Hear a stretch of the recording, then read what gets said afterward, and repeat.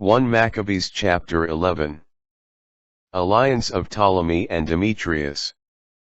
Then the king of Egypt gathered forces, as numerous as the sands of the seashore, and many ships, and he sought by deceit to take Alexander's kingdom and add it to his own. He set out for Syria with peaceful words, and the people in the cities opened their gates to welcome him, as King Alexander had ordered them to do, since Ptolemy was his father-in-law.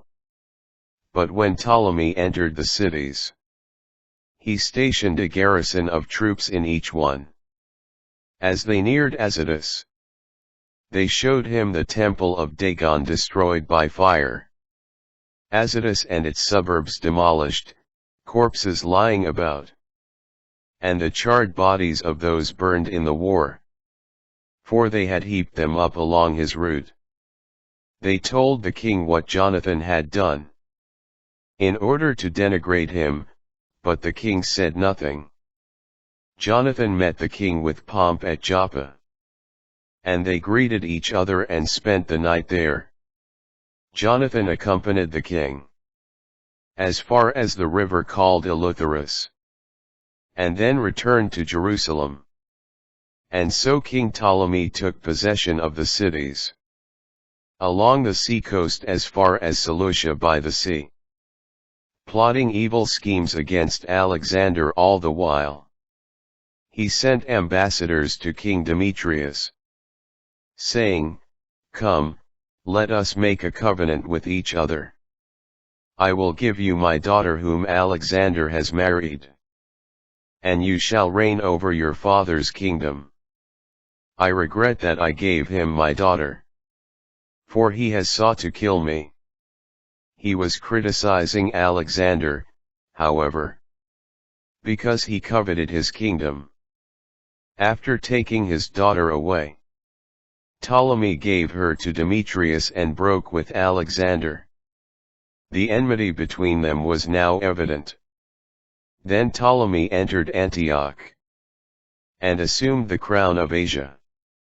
Thus he set upon his head two crowns, that of Egypt and that of Asia.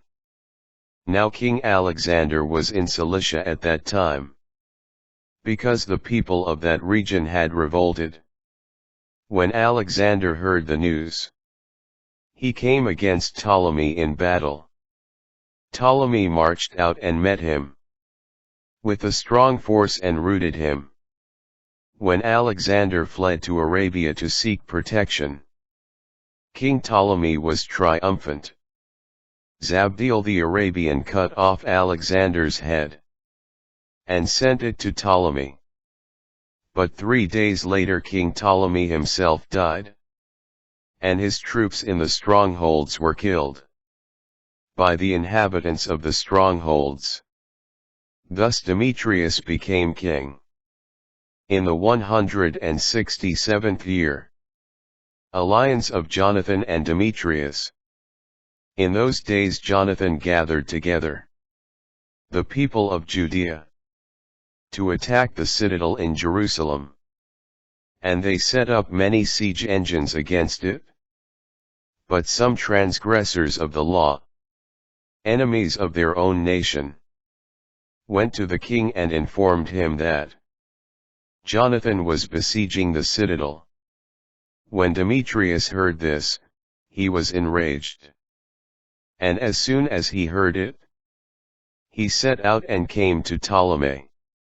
He wrote to Jonathan to discontinue the siege, and to meet him for a conference at Ptolemy as soon as possible. On hearing this, Jonathan ordered the siege to continue. He selected some elders and priests of Israel, and put himself at risk, taking with him silver, gold, and apparel, and many other presents. He went to the king at Ptolemy, and found favor with him. Although certain renegades of his own nation kept on bringing charges against him, the king treated him just as his predecessors. had done and exalted him in the presence of all his friends. He confirmed him in the high priesthood, and in the other honors he had previously held, and had him enrolled among his chief friends. Jonathan asked the king to exempt Judea and the 3 districts of Samaria from tribute, promising him in return 300 talents. The king agreed and wrote a letter to Jonathan about all these matters as follows. King Demetrius sends greetings to his brother Jonathan and to the Jewish nation. We are sending you, for your information, a copy of the letter that we wrote to Lasthens our kinsman concerning you. King Demetrius sends greetings to his father Lasthens, upon the Jewish nation, who are our friends and observe their obligations to us. We have decided to bestow benefits, because of the goodwill they show us. Therefore we confirm their possession, not only of the territory of Judea, but also of the 3 districts of Ephraim, Lydda, and Ramathaim. These districts, together with all their dependencies, are hereby transferred from Samaria to Judea, for those who offer sacrifices in Jerusalem, in lieu of the royal taxes the king used to receive yearly, from the produce of earth and trees, from payment of the other things that would henceforth be due to us, namely, the tithes and taxes, as well as the salt tax, and the crown tax. From all these we grant them release, henceforth and forever. Not one of these provisions shall ever be revoked. See to it, therefore, that a copy of these instructions be made and given to Jonathan. Let it be displayed on the holy mountain, in a conspicuous place. The intrigue of Trypho. When King Demetrius saw that the land was peaceful under his rule, and that he had no opposition, he dismissed his entire army, each to his own home, except the foreign troops which he had hired from the islands of the nations. So all the soldiers who had served under his predecessors became hostile to him. When a certain Trypho, who had previously supported Alexander, saw that all the troops were grumbling against Demetrius, he went to Amalc the Arabian, who was raising Alexander's young son Antiochus. Trypho kept urging Amalc to hand over the boy to him, so that he might succeed his father as king. He told him of all that Demetrius had done, and of the hostility his soldiers had for him. And he remained there for many days. Jonathan aids Demetrius. Meanwhile Jonathan sent the request to King Demetrius to withdraw the troops in the citadel from Jerusalem, and from the other strongholds, for they were constantly waging war on Israel. Demetrius, in turn, sent this word to Jonathan: I will do not only this for you and your nation, but I will greatly honor you and your nation, when I find the opportunity. Now, therefore, you will do well to send men to fight for me, because all my troops have revolted. So Jonathan sent 3,000 good fighting men to him at Antioch. When they came to the king, he was delighted over their arrival. The populace, 120,000 strong, massed in the center of the city in an attempt to kill the king. So the king took refuge in the palace, while the populace gained control of the main streets of the city and prepared for battle.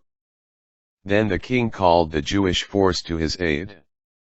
They all rallied around him and spread out through the city.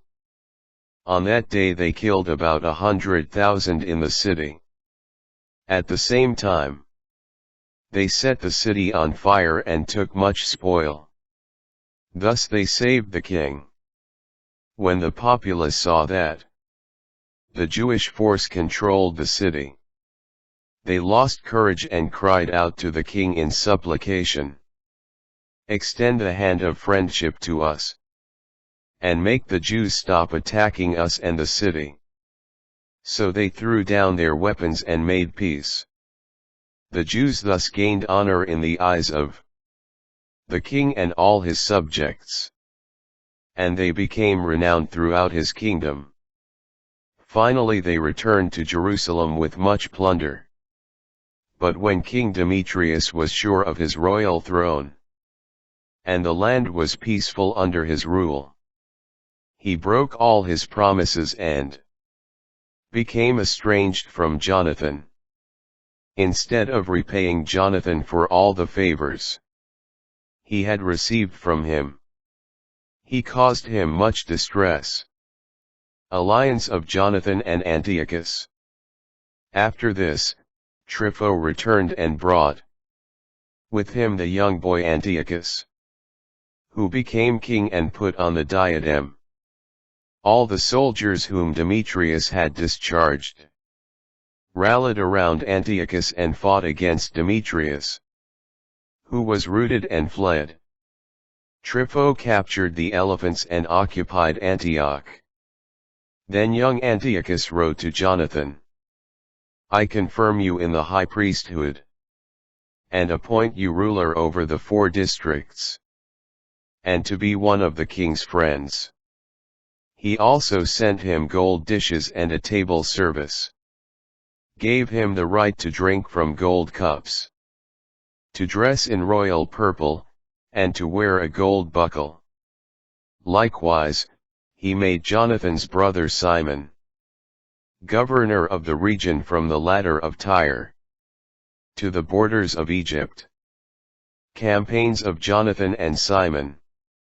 Jonathan set out and traveled through the province of west of Euphrates and its cities, and all the forces of Syria espoused his cause as allies. When he arrived at Ascalon, the citizens welcomed him with pomp. But when he set out for Gaza, the people of Gaza shut him out. So he besieged it, and burned and plundered its suburbs. Then the people of Gaza appealed to Jonathan, and he granted them terms of peace. He took the sons of their leaders as hostages, and sent them to Jerusalem. He then traveled on through the province as far as Damascus. Jonathan heard that the generals of Demetrius had come with a strong force to Kadesh in Galilee, intending to remove him from office. So he went to meet them, leaving his brother Simon in the province. Simon encamped against Beth-zur, attacked it for many days, and shut in the inhabitants. They appealed to him, and he granted them terms of peace. He expelled them from the city, took possession of it, and put a garrison there. Meanwhile, Jonathan and his army pitched their camp near the waters of Gennesaret. And at daybreak they went to the plain of Hazor. There the army of the foreigners met him on the plain, having first detached an ambush in the mountains. This army mounted a frontal attack. Then those in ambush rose out of their places and joined in the battle. All of Jonathan's men fled. No one stayed except the army commanders Mattathias, son of Absalom, and Judas, son of Chalphi. Jonathan tore his clothes, threw dust on his head, and prayed. Then he went back to the battle and routed them. And they fled. Those of his men who were running away saw it and returned to him.